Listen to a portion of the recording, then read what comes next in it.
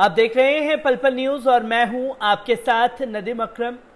नुपुर शर्मा की हजरत मोहम्मद सल्लल्लाहु अलैहि वसल्लम साहब को लेकर के विवादित टिप्पणी के बाद केंद्र की मोदी सरकार को विरोध के सुर लगातार झेलने पड़ रहे हैं।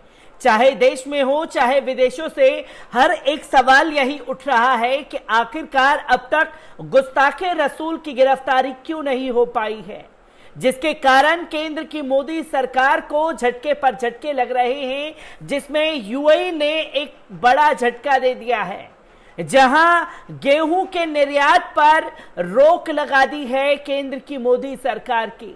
और ऐसे समय पर यह कदम यूएई की तरफ से उठाया गया है जब जुलाई में यूएस, इंडिया, इजराइल और यूएई मिलकर के सिक्योरिटी फूड किस तरीके से कदम उठाए जाएं उसके लिए एक प्रेस वार्ता करने जा रहा है।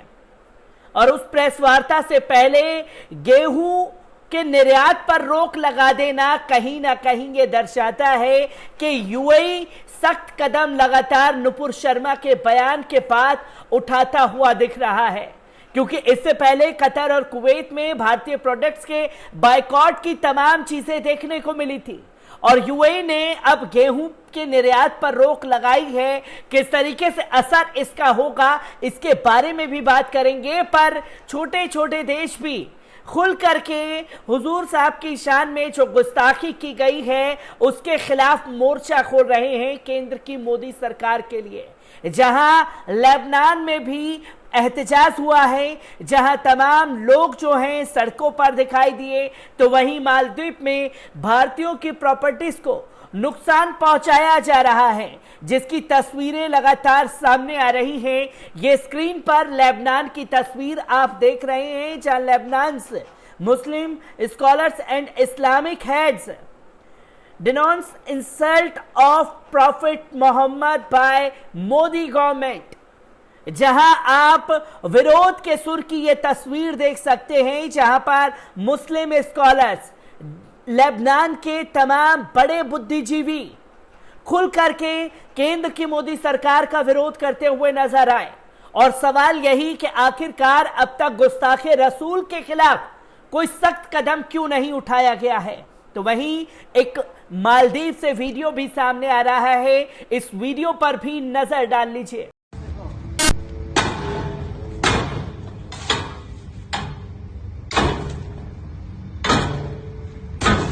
आपने ये वीडियो देखा, इस वीडियो में आप देख सकते हैं कि मालदीव के जो नागरिक हैं वो इंडियंस की प्रॉपर्टी को नुकसान पहुंचाते हुए दिख रहे हैं।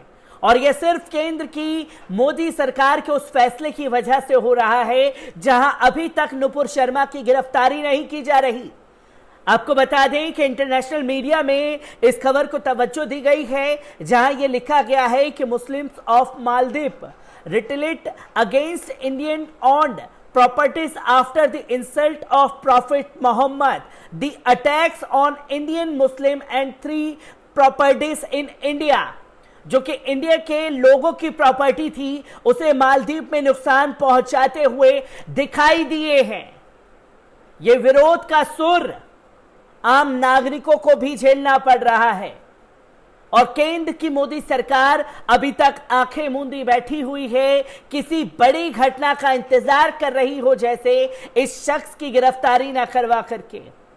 क्योंकि हुकूमत ने साफ शब्दों में कह दिया है हम सभी धर्मों का सम्मान करते हैं, जो भारतीय जनता पार्टी ने अपने ऑफिशियल स्टेटमेंट में कहा। पर ऑफिशियल स्टेटमेंट में निष्कासित कर देने से सारे मसलों का हल नहीं होता। जो गुस्ताखे रसूल किया गया है उसके खिलाफ गिरफ्तारी की मांग लगातार तेज हो रही है। ऐसे में यूएई ने खासतौर पर भारतीय गेहूं के निर्यात पर रोक लगा दी है। आपको बता दें कि अमीरात ने भारत में भारतीय गेहूं और गेहूं के आटे के निर्यात पर 4 महीने की रोक लगा दी है। यूएई की समाचार एजेंसी WM के मुताबिक ये रोक गेहूं की सभी किस्मों पर लागू होगी। यूएई के अर्थव्यवस्था मंत्रालय का कहना है कि जो कंपनियां भारतीय मूल के गेहूं या भारतीय गेहूं से बने आटे के निर्यात या फिर निर्यात करना चाहती हैं, जिन्हें 13 मई से पहले देश में आयात किया गया था, उन्हें यूएई से बाहर बेचने के लिए मंत्रालय से इजाजत लेनी होगी। कंपनियों को सभी दस्तावेज और फाइलें जमा करनी होगी जिसमें आयात से जुड़ी सारी जानकारियां उपलब्ध हो। ये फैसला गेहूं की बढ़ती हुई कीमतों को लेकर लिया गया है। व्यापक आर्थिक साझेदारी पर हस्ताक्षर करने के बाद भारत ने यूएई को घरेलू इस्तेमाल के लिए गेहूं के निर्यात को मंजूरी दी थी। रूस यूक्रेन युद्ध ने दुनिया भर में खाद्य संकट को बढ़ा दिया है। यूक्रेन दुनिया के सबसे बड़े गेहूं निर्यातकों में से एक है। युद्ध का कृषि और खाद्य आपूर्ति पर भारी असर पड़ा है, जिससे दुनिया भर में गेहूं की कीमतों में उछाल आया है।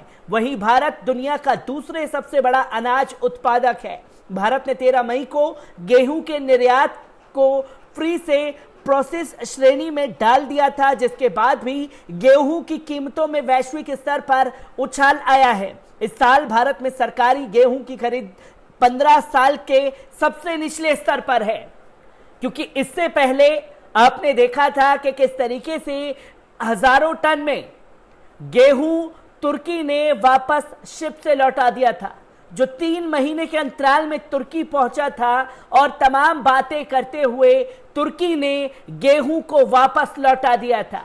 और गेहूं को लेकर के निर्यात जहां तमाम देशों में केंद्र की मोदी सरकार द्वारा होता है, तुर्की ने भी उस पर रोक लगाई, तो अब यूएई भी खुल करके सामने आ गया है। और ऐसे समय में ये रोक लगाई जा रही है जब जुलाई के महीने में भारत, इजराइल, यूएस और यूएई की बैठक फूड सिक्योरिटी, ट्रेड और टेक्नोलॉजी पर बातचीत करेगी।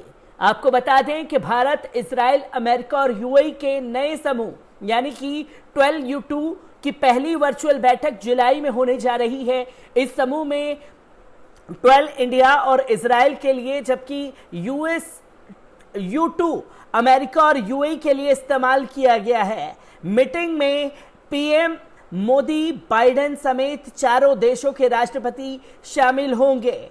ये बैठक 13 से 16 जुलाई के बीच होगी।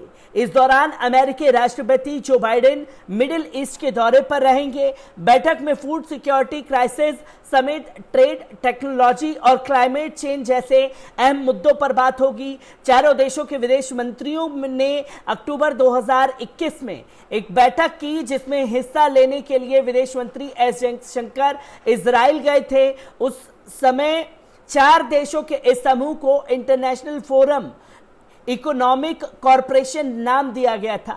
व्हाइट हाउस के प्रवक्ता नेड प्राइस ने बताया कि सभी देश एक टेक्नोलॉजिकल हब है। भारत एक बहुत बड़ा कंज्यूमर मार्केट है। भारत हाईटेक और सबसे ज्यादा मांग वाले उत्पादकों का भी बड़ा प्रोड्यूसर है।